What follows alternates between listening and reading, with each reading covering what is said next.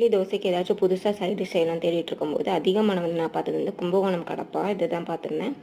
So நிறைய procedure இருக்குமோ செய்ய அப்படின்னு சொல்லிட்டு யோசிச்சுட்டு இருந்தேன். பட் ரொம்பவே ஈஸியான மெத்தடு தான்.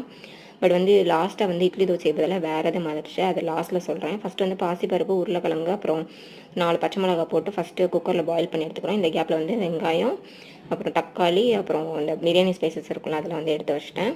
ஸோ ஒரு கடாயில் வந்து அந்த பிரியாணி ஸ்பைசஸ், தக்காளி, கொஞ்சம் இஞ்சி பூண்டு பேஸ்ட் வந்து அதில் ஆட் பண்ணிக்கணும்.